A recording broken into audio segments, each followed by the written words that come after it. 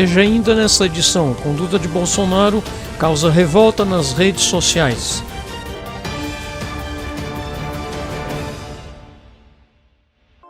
EBC é a Empresa Brasil de Comunicação.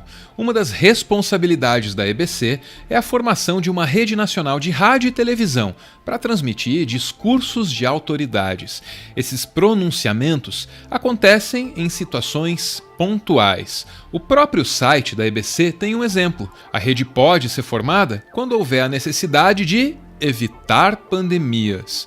No dia 24 de março de 2020, o presidente da República usou esse poder de convocar uma cadeia de rádio e televisão para fazer exatamente o contrário. No meu caso particular, pelo meu histórico de atleta, caso fosse contaminado pelo vírus, não precisaria me preocupar. Nada sentiria ou seria, quando muito, acometido de uma gripezinha ou resfriadinho. Ele usou todas as emissoras de rádio e TV do país para fortalecer a epidemia. O vírus chegou, está sendo enfrentado por nós e brevemente passará. Nossa vida tem que continuar. Os empregos devem ser mantidos. O sustento das famílias deve ser preservado. Devemos, sim, voltar à normalidade. Algumas poucas autoridades, estaduais e municipais, devem abandonar o conceito de terra arrasada, a proibição de transportes, o fechamento de comércio e o confinamento em massa. O momento mais hediondo do pronunciamento do dia 24 não é exatamente uma afirmação. Trata-se de uma pergunta retórica que é tão burra quanto perigosa. O que se passa no mundo tem mostrado que o grupo de risco é o das pessoas acima dos 60 anos. Então, por que fechar escolas? Fechar as escolas é necessário para que o vírus não se espalhe mais, contaminando outras pessoas e, eventualmente, outras pessoas dentro dos grupos de risco. Especialistas têm repetido isso já há algum tempo. Então, quando você vê uma discussão daqui para frente de se tal comércio deveria fechar, se tal serviço não essencial deveria fechar, se as pessoas podem ou não estar circulando ou trabalhando, ou se devia ainda ter aglomeração na rua, ou se espaços confinados deveriam ter tanta gente, entenda que essa é uma discussão entre teremos 1 milhão de mortos ou teremos alguns milhares de mortos. Poucas horas depois do pronunciamento de Bolsonaro, o Intercept divulgou relatórios realizados pela Agência Brasileira de Inteligência, a ABIN. O presidente da República teve acesso a esses documentos. Essas projeções da ABIN não são definitivas, elas mudam a cada dia e a cada relatório conforme a evolução do panorama geral.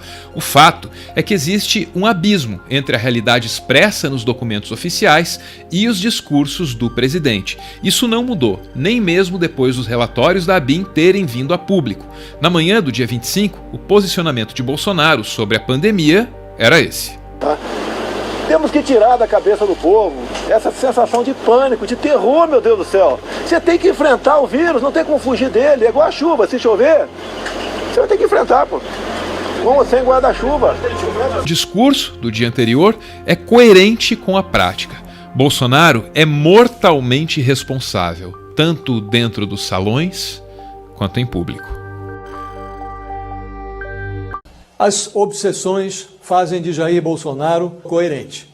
Ele nunca tem outras ideias, permanece aferrado às suas ideias fixas. Bolsonaro é um presidente sem máscara. Ele estampa a cara da crise, dedica-se a criar dificuldades. Se as dificuldades se mostram pequenas, Bolsonaro cuida de magnificá-las. De repente, as crises passam a influenciar o rumo do seu governo. O presidente vive em estado crônico de perseguição.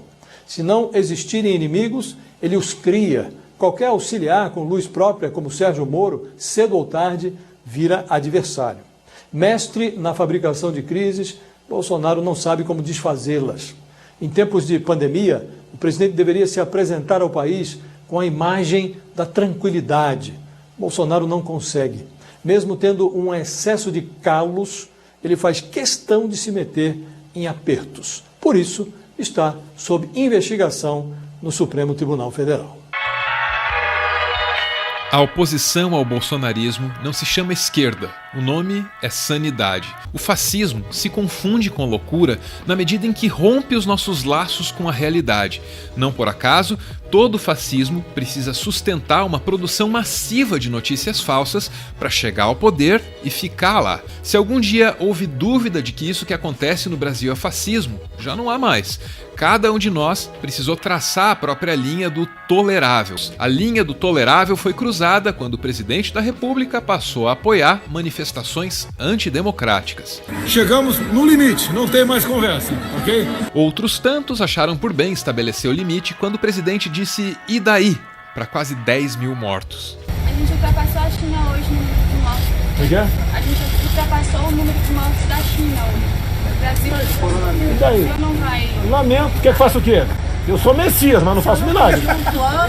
Felipe Neto já vinha se posicionando de maneira crítica diante desses acontecimentos, mas nunca cobrou que os seus pares fizessem o mesmo. O Felipe Neto não é a Suprema Corte e não é a Câmara dos Deputados. Não cabe a ele obrigar a presidência da República a respeitar a Constituição.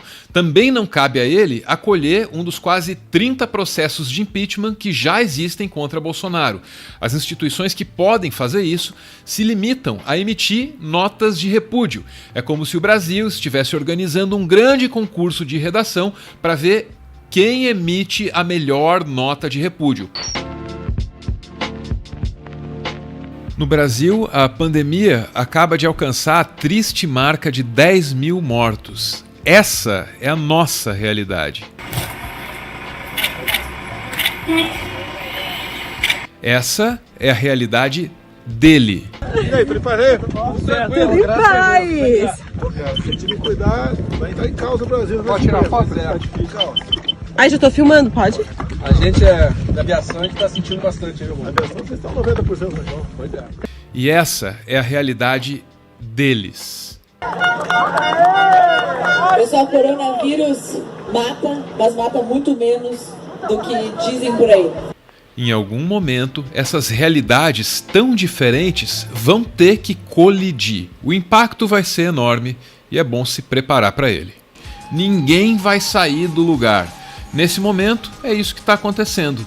A divergência entre o governo federal e os governos estaduais e prefeituras deixa o Brasil inerte, parado. O país se mostra incapaz de fazer qualquer coisa. O Brasil não consegue se preservar para conter o avanço do vírus e também não consegue se mobilizar para garantir o essencial nesses tempos tão difíceis. Aliás, o Brasil não consegue nem saber o que é e o que não é essencial.